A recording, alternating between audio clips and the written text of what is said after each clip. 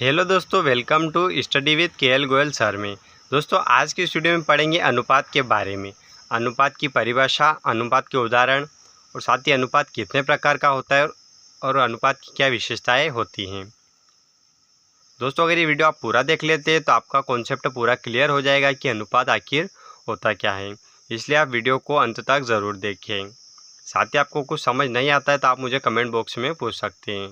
तो दोस्तों, अनुपात जो होता है उसे इंग्लिश में बोलते हैं रेशो, और इसका चिन्ह कुछ इस प्रकार से होता है। तो देखिए, जो अनुपात की परिभाषा है वो क्या है, यहाँ पर दो सजातीय राशियों के बीच तुलनात्मक संबंध को अनुपात कहते हैं।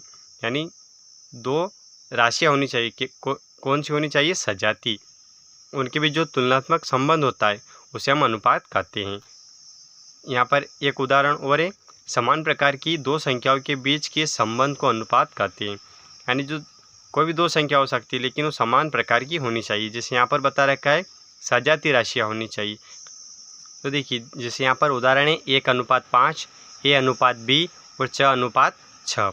ठीक है, तो देखिए दो सजातीय राशियाँ, सजातीय यानी समान जाति की होनी चाहिए। जैसे यहाँ पर देखिए 1 और ये 5, तो ये दोनों सजातीय राशियाँ। जैसे A और B तो दोनों ABCD के अंदर आते हैं। जैसे 6 और 6 तो ये भी हिंदी वर्णमाला के अंदर आते। इस प्रकार से होना चाहिए।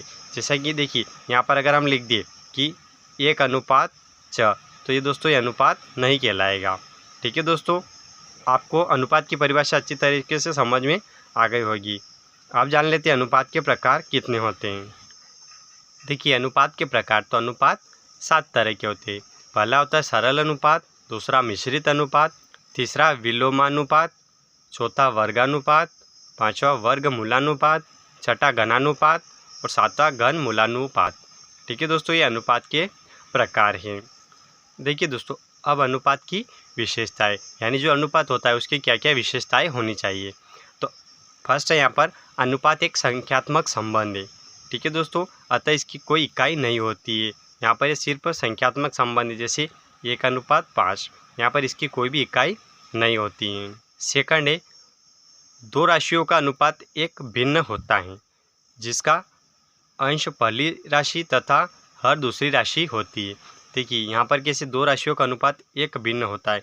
जैसे यहाँ पर ये दोनों राशियाँ तो भिन्न, यानी 1:5 है तो हम इसे क्या लिख सकते हैं, 1/5 भी लिख सकते हैं। ठीक है, अनुपात का अर्थ बटा भी होता है। तो यहाँ पर बता रखा है जिसका अंश पहली राशि, तो देखिए जो पहली राशि यहाँ पर 1 है तो ये इसका अंश हो गया, और हर दूसरी राशि होती है तो हर यहाँ पर, यानी दूसरी राशि क्या है 5, तो यहाँ पर हर क्या हो गया 5। तीसरी विशेषता यहाँ पर किसी अनुपात के दोनों पदों में एक ही अशून्य संख्या से गुणा या भाग करने पर प्राप्त अनुपात का मान अपरिवर्तन होता है। यानी दोस्तों, जैसे यहाँ पर कोई भी अनुपात दे रखा है, अगर उसमें हम किसी अशून्य संख्या से गुणा या भाग करेंगे तो उससे जो प्राप्त अनुपात होगा उसका मान अपरिवर्तन होगा। चौथी विशेषता दे रखी है यहाँ पर, किसी अनुपात के दोनों पदों में एक ही अशून्य संख्या को जोड़ने या घटाने पर प्राप्त अनुपात का मान परिवर्तन होता है। यहाँ पर दोस्तों अगर कोई अनुपात दे रखा है, अगर गुणा या फिर भाग करेंगे तो अनुपात का जो मान होता है वो अपरिवर्तन होगा। लेकिन कोई अनुपात दे रखा है और अगर उसमें कोई संख्या जोड़े या घटाए तो उसका मान जो होगा वो परिवर्तन होगा। पांचवी विशेषता यहाँ पर, अनुपात हमेशा सजातीय राशियों का लिया जाता है।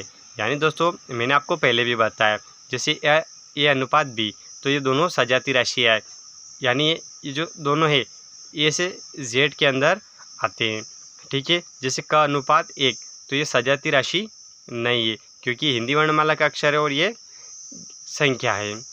ठीक है दोस्तों, और देखिए सजातीय राशियों की इकाई समान होनी चाहिए। ये भी कैसे, जैसे मान लो यहाँ पर 1:5 दे रखा है, तो जैसे अगर ये जो 1 है इसका मान अगर सेंटीमीटर में तो इस 5 का मान भी सेंटीमीटर में होना चाहिए, तभी यह अनुपात कहलाएगा, अन्यथा नहीं कहलाएगा। जैसे यहाँ पर सेंटीमीटर और यहाँ पर मीटर है तो अनुपात नहीं कहलाएगा।